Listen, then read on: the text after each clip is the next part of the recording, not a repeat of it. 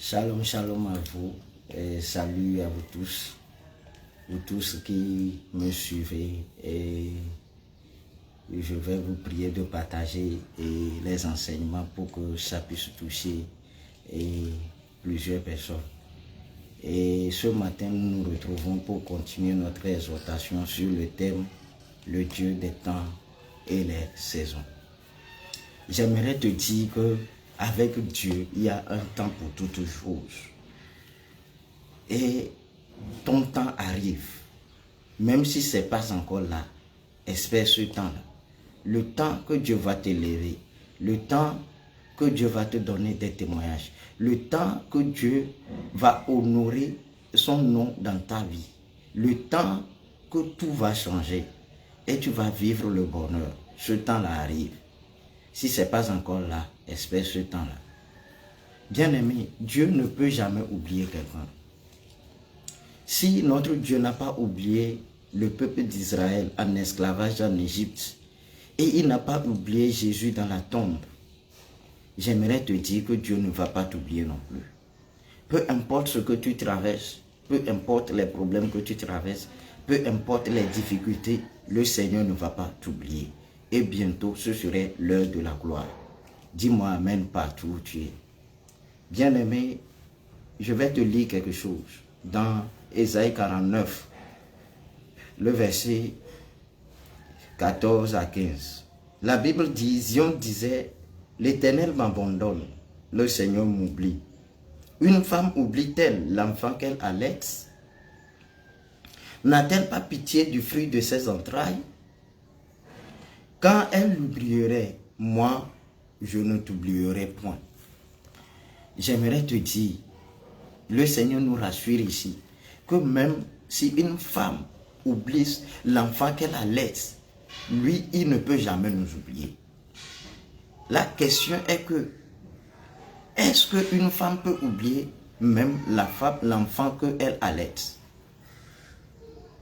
Pourquoi Dieu nous a donné cette illustration au travers de l'écriture? Parce que Zion criait, oh Dieu m'a oublié. Et Dieu nous rappelle au travers de ce verset que même si une femme oublie l'enfant qu'elle allait, lui, il ne nous oubliera jamais. Dieu ne peut jamais oublier. Le fait que tu passes par des épreuves ne veut pas dire que Dieu t'a oublié. D'ailleurs, l'or, avant que l'or ne brille, l'or doit être éprouvé par le feu.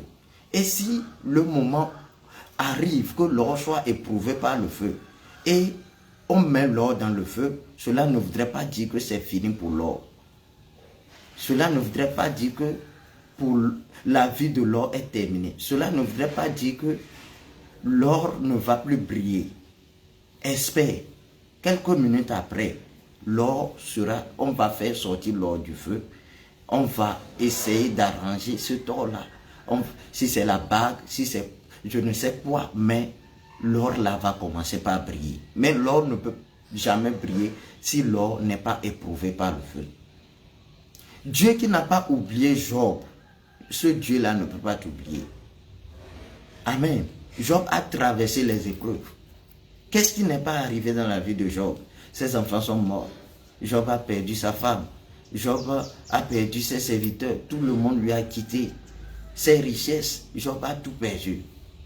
Mais Job a dit quelque chose qui me touche vraiment le cœur. Job a dit, si un arbre est coupé, il y a de l'espérance pour cet arbre-là, pour que cet arbre-là se régénère encore. Il y a de l'espérance pour que cet arbre-là pousse des rejetons. Il y a de l'espérance pour que cet arbre-là porte encore de fruits. Et nous tous, nous connaissons la fin de la vie de Job. Il a eu les richesses qu'il a perdues. Ces richesses-là se sont doublées. Il a eu encore des enfants. Il a eu des filles. Il a eu des fils. Amen. Et il a eu encore une longévité. Rien n'est impossible à Dieu. Si Job s'en est sorti, toi aussi tu sortiras au nom de Jésus. Bien-aimé, partout où tu es, tu m'écoutes. Tiens Dieu. N'abandonne pas Dieu parce que tu passes par les épreuves. Parce que Dieu ne peut jamais t'oublier. Regardez dans Matthieu 6, le verset 26, le Seigneur nous rappelle qu'il prend soin des oiseaux du ciel. Et même Dieu Dieu habille les fleurs du jardin. Est-ce que les fleurs sont plus importantes que les hommes? Est-ce que ces fleurs-là sont plus importantes que nous? Est-ce que les oiseaux du ciel sont plus importants que nous? Si Dieu prend soin des oiseaux du ciel, pourquoi ne pas prendre soin de nous? Bien-aimé, rassure-toi, notre Dieu, il est fidèle et il le fera pour toi en son temps. Le temps de Dieu ne tardera pas. Et ce temps-là arrive au nom de Jésus. Si ça tarde, espère ce temps-là, ça va arriver. Bien-aimé, n'abandonne pas la foi, n'abandonne pas Dieu. Ne dis pas que Dieu t'a oublié. Dieu n'est pas mauvais. Dieu n'est pas mauvais. Lisons quelque chose dans le livre des Psaumes. Psaume 30, le verset 6. La Bible dit, car la colère dure un instant, mais sa grâce toute la vie. Le soir arrivent les pleurs et le matin l'allégresse. Le soir arrivent les pleurs et le matin l'allégresse. L'allégresse, c'est une grande joie. Ta nuit peut être longue. La nuit peut être longue n'importe comment. Le jour apparaît. Et la Bible nous dit que si tu as pleuré dans la nuit, n'oublie pas que le matin arrive. Et le matin vient avec la joie. Peut-être que toi, en ce moment, tu traverses la nuit. Et la nuit est tellement sombre pour toi. Et la nuit est tellement longue. La nuit est tellement obscure, tellement profonde pour toi. Mais j'aimerais te dire que dans la vie, il n'y a pas que la nuit. Il y a aussi le jour. Et peu importe la manière dont ta nuit est longue, le jour va apparaître. Je prie que le jour apparaisse dans ta vie au nom de Jésus.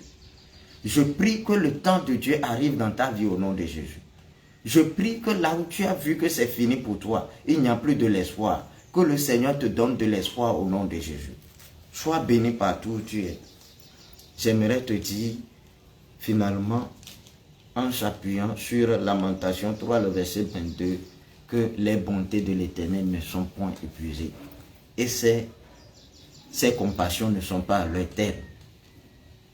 Les bontés de l'Éternel se renouvellent chaque matin. Chaque jour que tu vois le soleil se lever, il faut savoir que Dieu renouvelle sa bonté envers toi. Ne t'inquiète de rien. Ne t'inquiète de rien et n'aie aucune crainte. La joie vient le matin, les problèmes ne durent qu'un temps. Car il y a un ami qui s'appelle Jésus, qui essuiera toutes tes larmes. J'aimerais te dire que n'aie aucune crainte, la joie va venir. Et la joie viendra le matin. Bien-aimé, sois richement béni partout où tu écoutes. C'est simplement cette exhortation pour te donner le courage, pour renforcer ta foi. Continue pas à aimer Dieu, continue pas à prier, comme je le dis toujours. Continue pas à prier, continue pas à jeûner. Continue pas à faire ce qu'il faut. C'est dans les moments difficiles même que tu dois t'attacher à ton Dieu. Tu sais, les moments d'épreuve viendront. Les épreuves ne viennent pas pour te détruire. Les épreuves viennent pour t'élever. La preuve est que si nous allons à l'école, avant de nous permettre d'aller dans une nouvelle classe, on nous fait passer par les épreuves. Et ce qui est bizarre, c'est au moment des épreuves que le professeur a l'obligation de se taire. Le professeur ne parle pas au moment des épreuves. Non. Donc, le silence de Dieu ne voudrait pas dire que Dieu t'a abandonné. Non. L'épreuve que tu traverses, j'aimerais te dire que tu vas réussir. Il y a un temps pour l'épreuve et il y a un temps pour proclamer les résultats. Et bientôt, ce serait le temps et ton résultat viendra au nom de Jésus. J'aimerais prier pour toi partout où tu es. Seigneur, je prie pour quelqu'un qui me suit en ce moment, quelqu'un qui écoute ta parole en ce moment. Je prie, je demande que la foi vienne dans son cœur. Là où quelqu'un a pensé que tu lui as oublié, rappelle-lui que tu ne lui as pas oublié. Seigneur, celui qui traverse la nuit en ce moment, ne l'abandonne pas. Permets que le jour se lève sur lui. Comme tu n'as pas abandonné les enfants d'Israël en esclavage en Égypte, tu les as délivrés. Seigneur, tu es le même. Tu nous as dit que tu es le même hier, aujourd'hui et éternellement. Délivre quelqu'un en ce moment au nom de Jésus. Quelqu'un qui a foi en toi, quelqu'un qui croit en toi, quelqu'un qui espère en toi. Comme celui qui met sa confiance en toi n'est jamais confus, Seigneur, permets que cette personne-là retrouve le sourire. Que Dieu te bénisse partout où tu es. Je prie que Dieu te donne beaucoup de témoignages. Toi qui as écouté cette exhortation, je vais te prier de partager ça avec les autres pour que Dieu puisse toucher le cœur de quelqu'un. Dieu puisse renouveler la foi de quelqu'un. Dieu puisse rassurer quelqu'un que bientôt ce serait l'heure de son témoignage. Que Dieu te bénisse. Shalom, shalom.